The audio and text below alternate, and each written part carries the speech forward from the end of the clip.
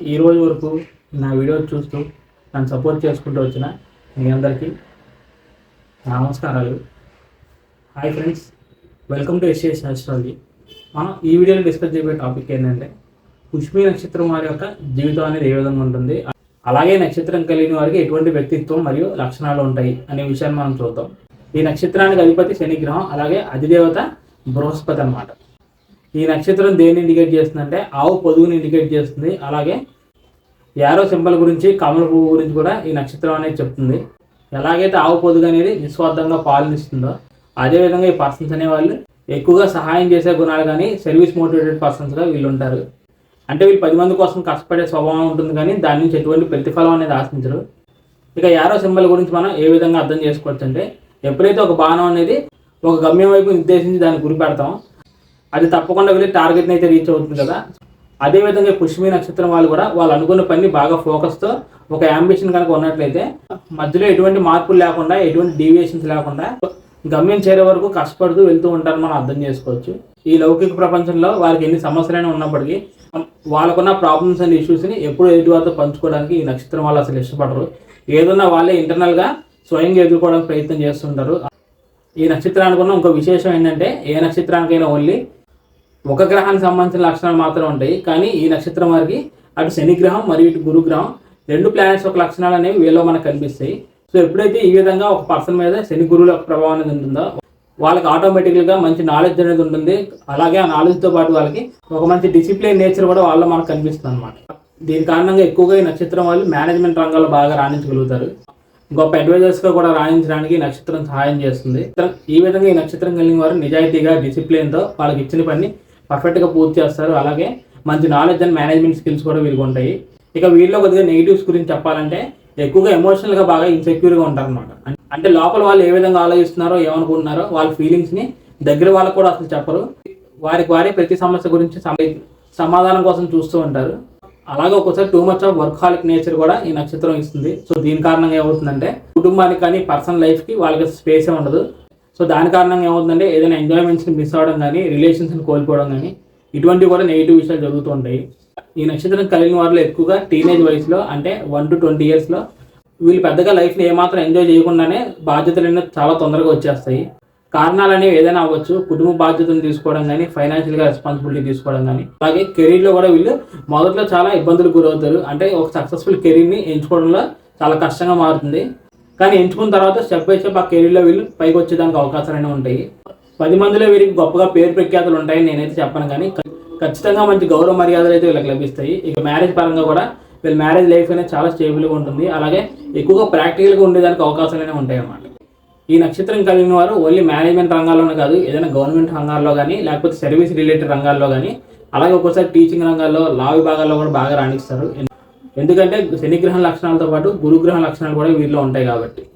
ఇప్పుడు మనం ఈ నక్షత్రం కలిగిన వారికి ఎక్కువ శాతం జీవితం ఎప్పుడు పాజిటివ్గా ఉంటుంది అనే విషయాన్ని మనం చూద్దాం. ఎలాగో పుష్పి నక్షత్రం అంటే చంద్రుడి కర్కాటక రాశిలో ఉంటాడు కాబట్టి అక్కడ కర్కాటక రాశిలో ఉన్న చంద్రుడికి ఎటువంటి ఎఫెక్షన్ లేకుండా ఉంటే సరిపోతుంది. ఎందుకంటే అది డిఫాల్ట్గా స్వక్షేత్రం అవుతుంది కాబట్టి చంద్రుడు బలంగానే ఉంటాడు. ఈ విధంగా చంద్రుడితో పాటు నక్షత్రాలపై శని కూడా బలంగా ఉండడం అనేది ఇంకా మంచి విషయం.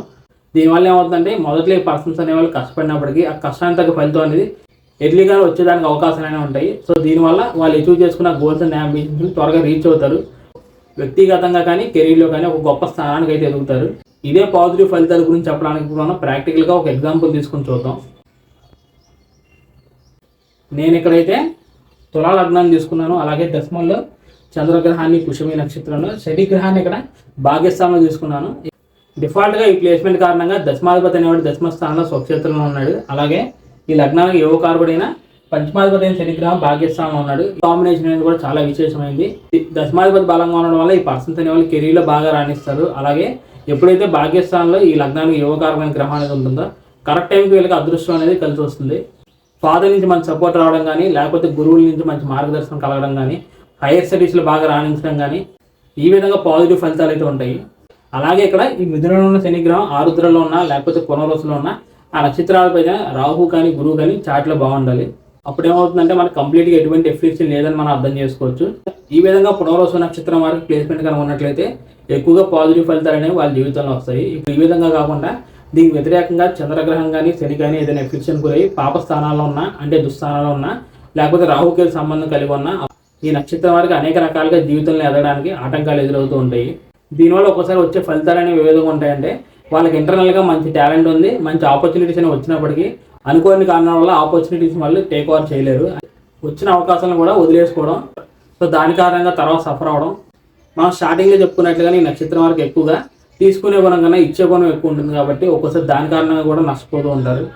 ఈ విధంగా చంద్రుడికి కానీ శనిగ్రహానికి కానీ ఎఫెక్షన్ కనుక వచ్చినట్లయితే కెరీర్ విషయంలో కానీ లేకపోతే జీవితం విషయంలో బాగా కన్ఫ్యూజన్ అనేది పెరిగిపోతుంది, ప్రతిదీ అనుమానకరంగా కనబడుతుంది.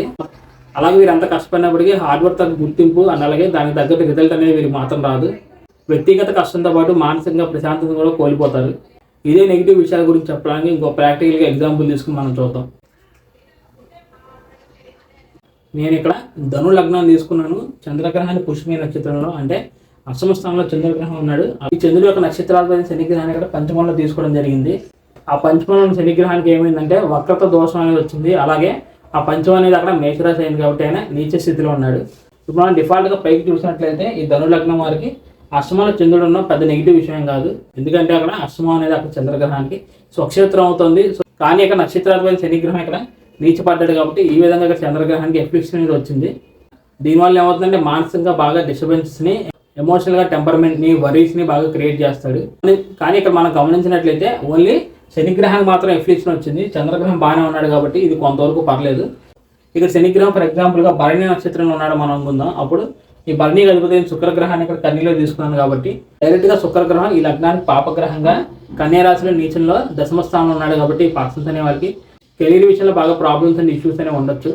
ఈ విధంగా ఉన్నా కొంతవరకు పర్లేదు. కానీ ఇక డైరెక్ట్గా చంద్రగ్రహంతో ఈ లగ్నానికి ఇంకా పాపగ్రహాల ఇన్వాల్వ్మెంట్ కనుక అయినట్లయితే అది ఇంకా వ్యతిరేకంగా నెగిటివ్గా పనిచేస్తుంది. అంటే చంద్రగ్రహానికి ఏదైనా రాహుకేతు సంబంధం కానీ ఇలాంటివి కనుక వచ్చినట్లయితే ఇంకా కంప్లీట్గా నెగిటివ్ ఫలితాలు అనేవి ఈ పర్సన్స్ వస్తాయి. సో ఫైనల్గా ఇది ఫ్రెండ్స్ నా వీడియో అనేది పునర్వసు నక్షత్రం వారి గురించి. వీళ్ళ గురించి ఒక మాటలో చెప్పాలంటే బాగా కష్టపడే వ్యక్తులు, అలాగే సాక్రిఫైసింగ్ నేచర్ అనేది ఎక్కువగా ఉంటుంది. 10 మంది కోసం ఎప్పుడు ఆలోచిస్తారు, స్వలాభం అనేది ఎప్పుడు చూసుకోరు. అందుకనే ఒక్కోసారి దాని కారణంగా కూడా నష్టపోతూ ఉంటారు. వీరిలో ఎక్కువగా గురుగ్రహానికి సంబంధించిన లక్షణాలు కూడా ఉంటాయి కాబట్టి వీరికున్న ఆ డిసిప్లిన్ నేచర్ ప్లస్ ఆ నాలెడ్జ్ అనేది తోడడం వల్ల కాకుండా ఆ నాలెడ్జ్ని సద్వినియోగం కనుక చేసుకున్నట్లయితే మంచి ఉన్నతమైన స్థానాలకు వెళ్తారు. నేనైతే దీనికి సంబంధించిన అన్ని విషయాలు మీతో డిస్కస్ చేశానని భావిస్తాను. ఇంకా ఈ నక్షత్రం వారి గురించి మీకు ఏదైనా డౌట్స్ కనుక ఉన్నట్లయితే మీరు తప్పకుండా కమెంట్ సెక్షన్లో అడగండి. నా సైడ్ నుంచి రిక్వెస్ట్ ఏంటంటే ఈ వీడియోలో కంటెంట్ అనేది మీకు నచ్చితే మాత్రమే సబ్స్క్రైబ్ చేసుకోండి, అలాగే ఈ వీడియోని లైక్ చేయండి. Thank you friends, thank you for watching my video and thank you so much for your time. మీరు ఎవరైనా వ్యక్తిగతంగా కన్సల్టేషన్ కోసం చూస్తున్నట్లయితే స్క్రీన్ మీద కనిపిస్తున్న నెంబర్ సంప్రదించవచ్చు. ఇదే విధంగా వచ్చే అప్కమింగ్ వీడియోస్లో మరిన్ని ఇంట్రెస్టింగ్ విషయాలతో మనం కలుద్దాం. అప్పటి వరకు bye friends, see very soon and జై హింద్.